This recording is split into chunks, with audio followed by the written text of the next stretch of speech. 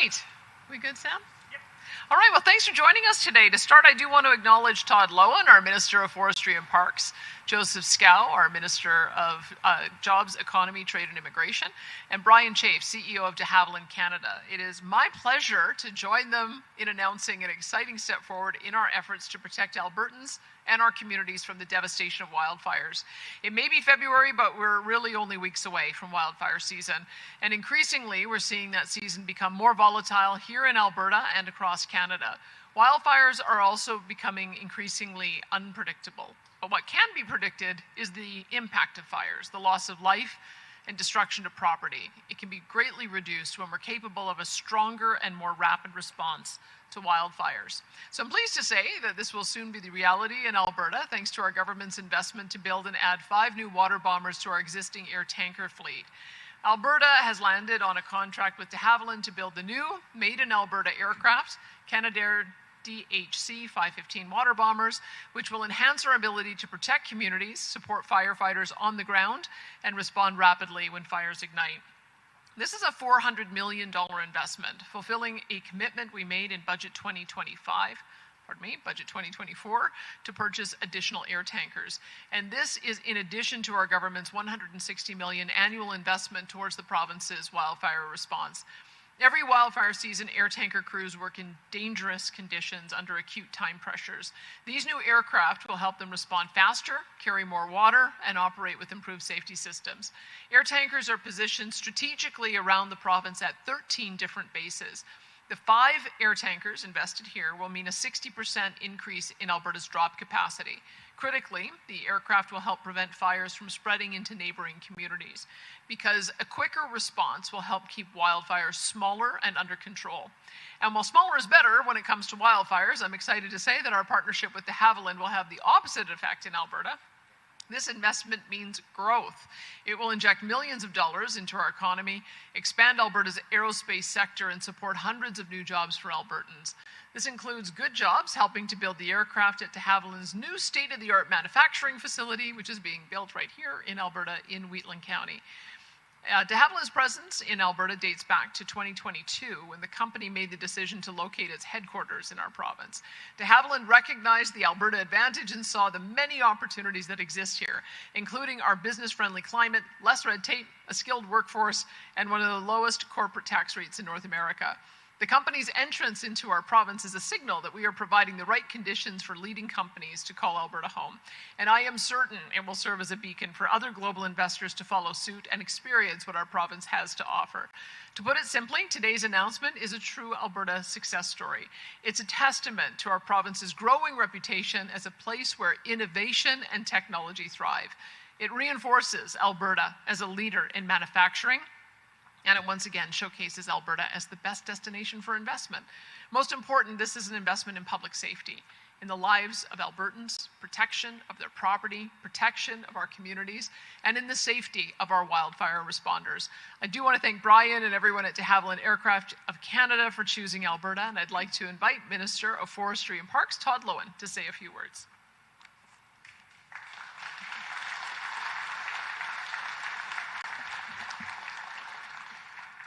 Thank you, Premier Smith, for your words, and thank everyone for being here today. Alberta's government continues to do everything it can to protect Albertans from the effects of wildfire, and today's announcement is a big step forward in preparing for the future. Our government has been hard at work since the end of 2025 wildfire season to ensure we are prepared for what's ahead. Each year, we evaluate outcomes from the previous season to see where we can improve.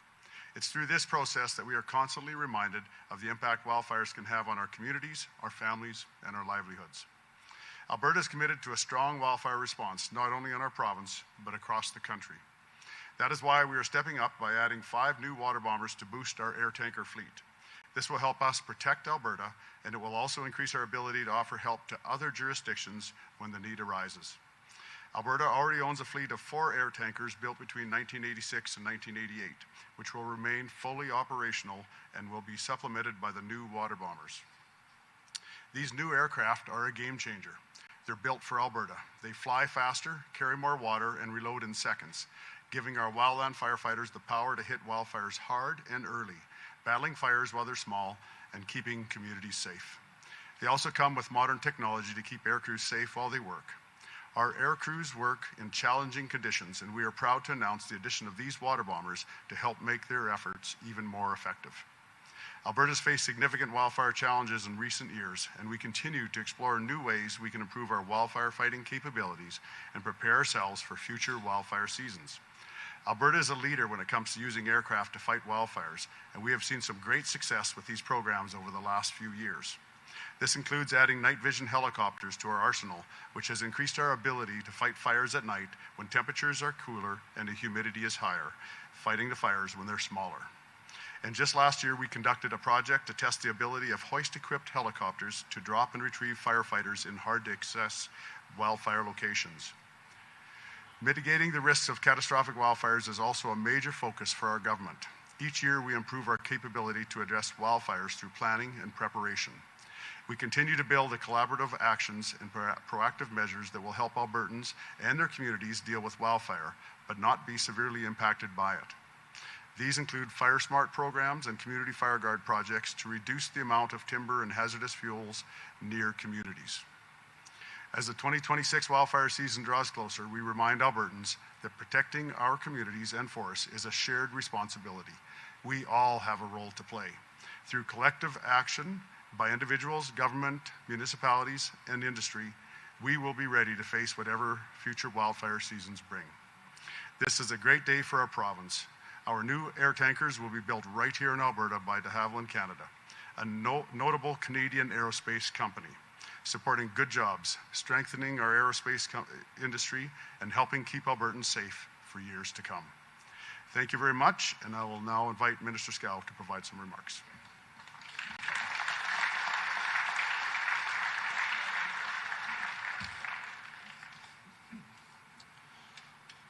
Well, good afternoon, and thank you, Premier.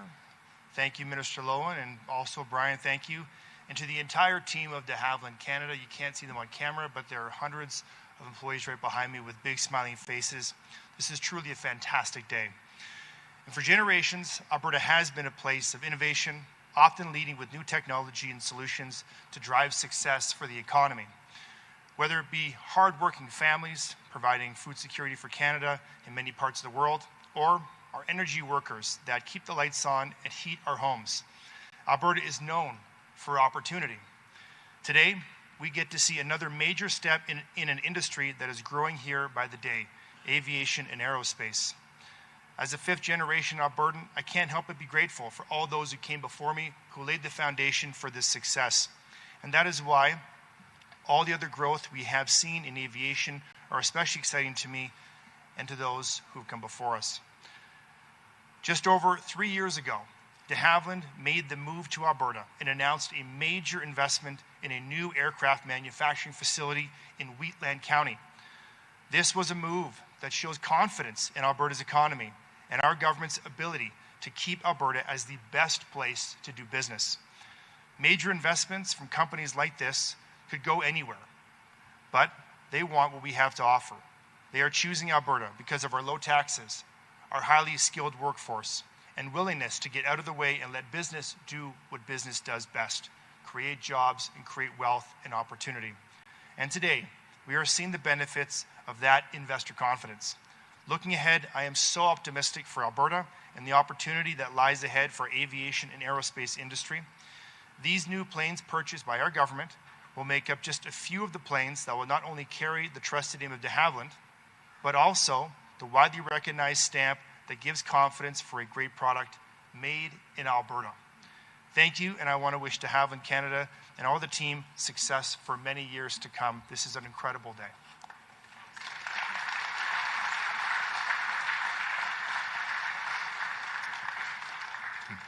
Thank you, Minister. I think we're all excited at de Havilland. It's a big deal when you get an order this size, but also it says a lot where you set up a large part of your business in a province, and that province backs you with an order like this. So it says a lot to not only Albertans, but to Canadians and people around the world. So thank you, Premier, for the big order and believing in us. Secondly, as a transplanted Albertan, I'm pretty excited about the fact that this government has taken a bold a no-nonsense effort to trying to deal with the devastation that wildfires can bring. Protecting the people and the communities of Alberta. I'm really excited about this, and I'm hoping that you will see other provinces and jurisdictions step up the same way.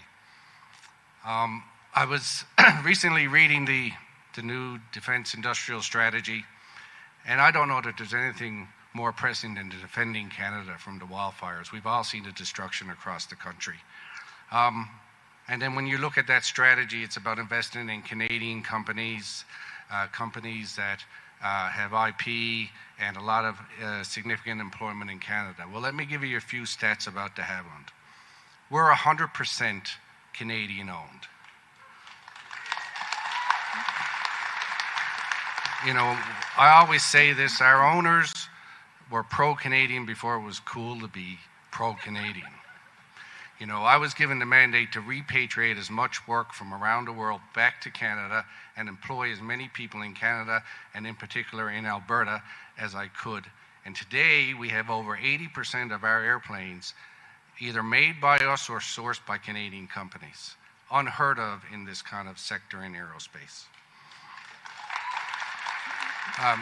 In addition, our supply chain goes from coast to coast. And our special missions aircraft is also, I mean, you're talking from St. John's, Newfoundland to Victoria, BC.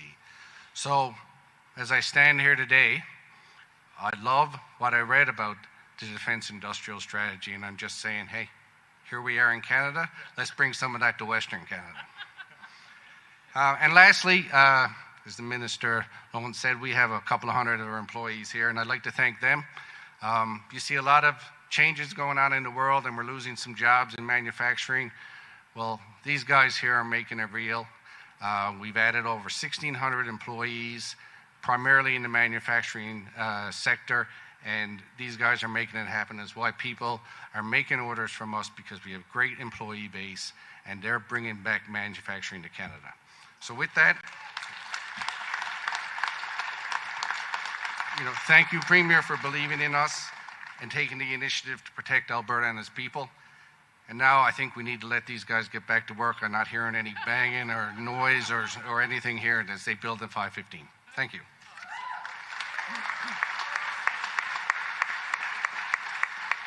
And we'll go into our media Q&A now. We'll start off with questions here in the room. There's just a mic back behind the cameras there.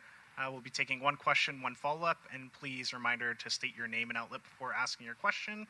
Start off here in the room, and then we'll make our way to the phones. Go ahead first at the mic. Hi there, Mark Filani with CTV Calgary. I just wanted to confirm where all the money is coming from. Was there any federal funding as part of this $400 million? And is this all at once, or is this spread out over a few years? Just wanted to confirm that part. Yeah, so the funds for this are budgeted through the Alberta government budget. The federal government does provide some funding for wildfire fighting in the provinces. Some of that funding is available for projects like this, and some isn't. But the funding is coming through the provincial government budget. And then a follow-up here. Do you have any forecast for this wildfire season? I know it's hard to predict. We've had quite a dry start to our winter. We got the snow today, which is great. But any projections on what kind of season we might have? Yeah, anything there? Yeah, so the earliest projections I have, or the most recent projections, suggest that March is going to be normal for the province. Of course, once we get into April and May, and maybe in the most critical month, that's when we'll find out what kind of season we have. When the snow melts in late April and the grass is dry in early May, that's when we have a lot of issues with wildfire. And so if we have some timely rains in May, we'll have a good year ahead of us. And if we don't, then it could be tough. But still too early to tell. We have a lot of snow in the north and not so much in the south. But again, the snowfall we've had in the last 24 hours is very helpful. Thank you. Hi, my questions are for the Premier. It's Jackie with CTV. Apologize, these are off topic for this, but you have a televised address coming up on Thursday evening. What can Albertans expect? They should expect to be able to see it on all of our channels, as well as on Global and CTV, and I would ask people to tune in for the message. Okay, we'll talk about maybe the budget then for next Thursday. How shall Albertans get ready? What do you think the message is going to be for them? Well, I've been very forthright with Albertans in saying that when we came in, we had a $100 barrel of oil. So of course you can generate surpluses with that, especially with the level of production. Our budget needed $74 WTI to balance, and it's been below 60 for most of the last year. So it's part of the reason why you've seen large deficits, and that's going to continue as long as these prices are low. But what I hope people are encouraged by is that we're diversifying the economy in a way that I think has been a dream of a lot of premiers for a lot of years. Manufacturing, aerospace, defense, tourism, film and television, agri-food, venture capital, technology, all of those have contributed to us now having a lower unemployment rate than the rest of the country. But there's no question that when we came in, we inherited a situation where our budget is over-reliant on resource revenues. We're trying to correct that by building up the Heritage Savings Trust Fund. We've doubled it in size since 2022, so we're heading in the right direction. But that is a long-term strategy. So we're just wanting people to brace themselves that just like every other province and the federal government and virtually every jurisdiction around the world, there's unfortunately going to be deficits until we start seeing some oil prices turn around and getting new production online. Thank you. Yeah. Hi there, it's Jason Herring with allalberta.com. Questions for Brian. Brian, wondering if you can give us an update on the status of the de Havilland field construction and maybe a bit of context about how that campus will support contracts like this and ones in the future. Okay, so we got all the permitting last year. We started moving dirt basically this year. The first building construction will happen in the spring. Our goal is within the next 5 years to have the distribution center, parts manufacturing, aerostructures, and final assembly in place by 2030. And that will allow us to ramp up and do some more, or ramp up more volume and hopefully produce at a greater rate, in particular the water bomber and the twin otter that we're doing today. I'm wondering as well if you can speak a bit more to the significance of having Alberta as a customer on the order book now, and if there's any trade advantage to filling these orders domestically versus sending them to jurisdictions like the U.S., where I know there's been questions about tariffs and certification. Well, I think it's key that, where you set your head office and your home base when the province comes and backs you. I think that says a lot to not only the rest of Canada, and where they should step up with a big order. We'd love that. Other provinces, Ontario and Manitoba, have done the same.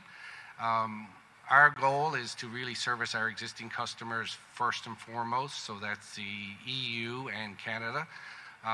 And most of our product is not really tariff related, so it's one unique advantage we have, so I think that puts us in a very unique position as we compete in this around the world. Our water bomber, there is no product like it.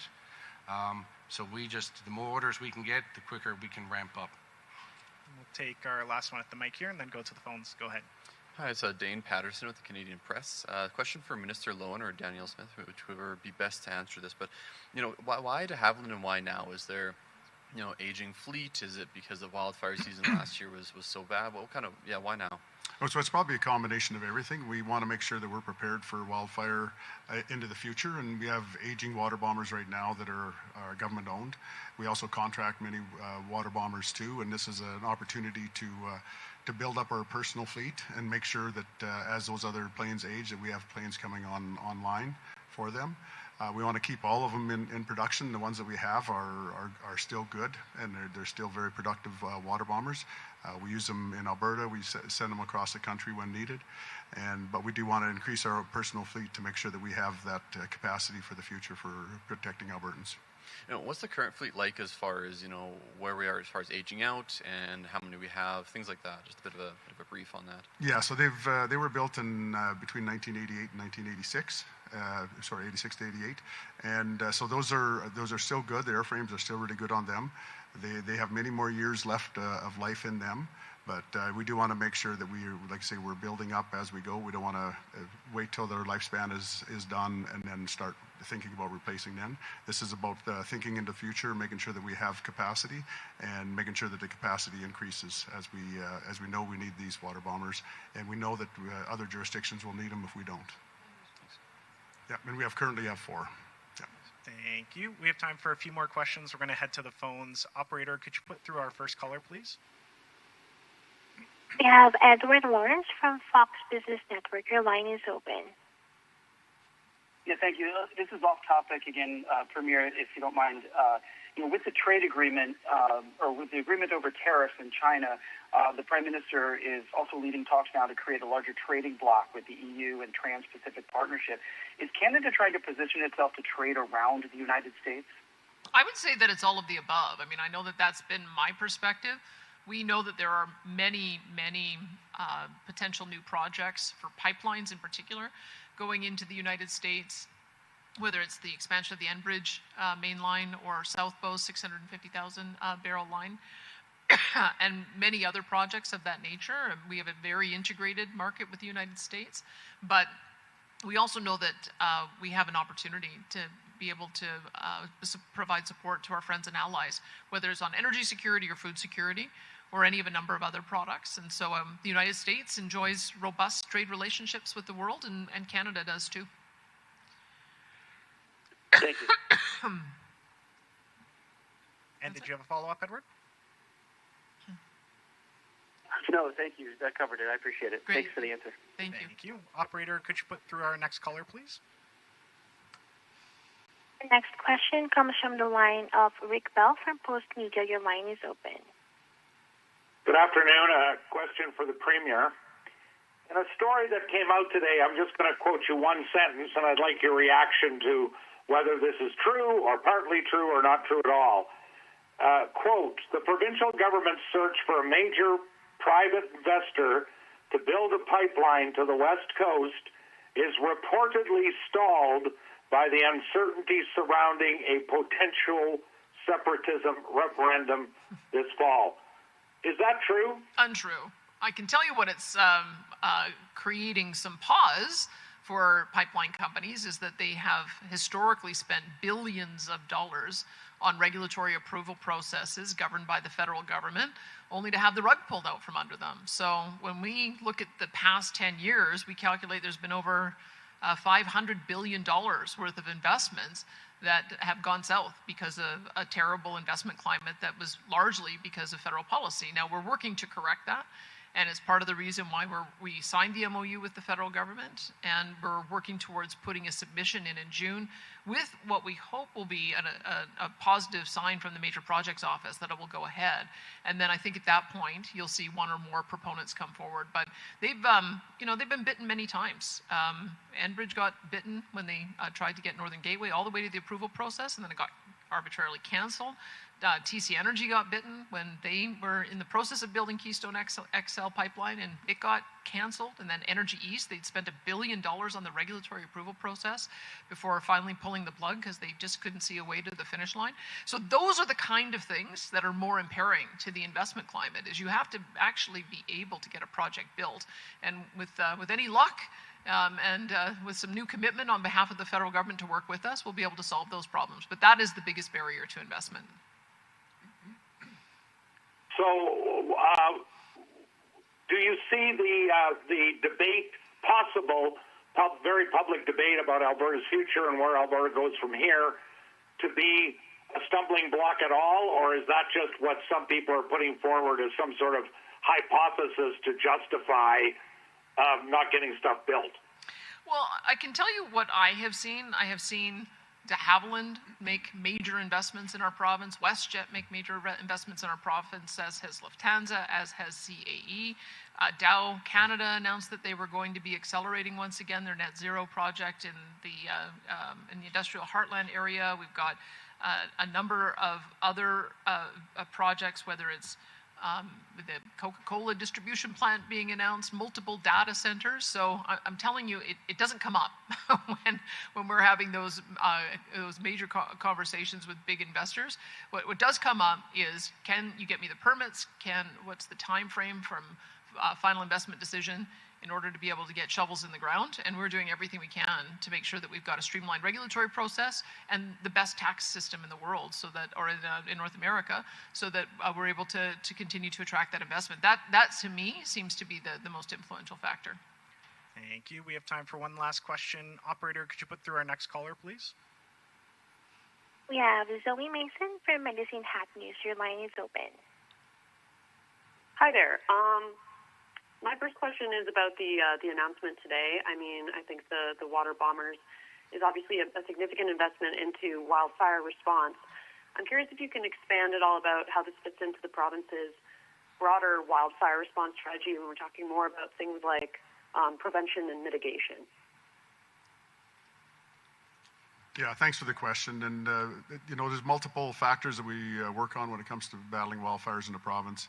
We work on mitigation, and that's why some of the community projects that we have going right now, with Fire Smart, community hazardous fuel reduction programs like that are protecting communities right now. But when it comes to adding the water bombers, that of course is the actual attack on the fires, and having that extra capacity with the water bombers is going to be very helpful. These planes will be faster, carry more water, and they'll fill up quickly in the lakes, and so there'll be a welcome addition to our water bomber fleet. As you may have known that we're doing more firefighting at night with night vision helicopters and with crews that operate at night also. And so we have a lot of different things going on right now. I did mention earlier about the hoist program, where we can hoist wildland firefighters with helicopters in and out of areas. That's going to be very helpful as we move forward. It was something we just tried this year for the first year. And so we're looking at all these different things. And again, it's a multifaceted attack on wildfire, and the water bombers are an important part of that. Great, thank you. Changing gears a little bit for my follow-up, my question's for the Premier. Critics have been coming out the last couple of weeks talking about the framework set out in Bill 11 for dual practice medicine, and sort of contested the characterization that the model suggested in the bill is emulating other jurisdictions. And the main point of that criticism has been the lack of guardrails or regulations in that legislation. I know you've said that there are guardrails coming, and I was curious if you could expand at all on what those regulations might look like. Sure. I mean, Montreal Economic Institute also did actually a very positive story on dual practice and what it could mean. Part of the issue that we've seen is that if you make doctors choose between being in the public or private system, you end up with what's now happening in Quebec, where they have over 800 doctors that have opted out of the system, and you lose that expertise to the public system. We don't want that to happen. Right now, our province, our hospitals ration the number of days that they give to surgeons. So if a surgeon is only able to work 4 days a month, they have a lot of time to be able to see private patients. And that's what we're going to ask them to do, is that those who want to do dual practice, we're going to say you can't do any less work for us than you did last year. And they're going to have 2 different streams where they have to report their billing so that can be demonstrated. We've got very good records knowing which surgeon bills for which surgery, which hospital bills for what types of surgeries. So we will be able to track that. We did put our initial tracker online. You can have a look at it. It shows a baseline for how many surgeries are done in each hospital in the province, and that will be our baseline to make sure that we don't fall below that. So those are the protections that will come in through regulation. Perfect. Thank you. And that's all our time for questions today. Thank you, everyone, for joining us. Thanks, everyone.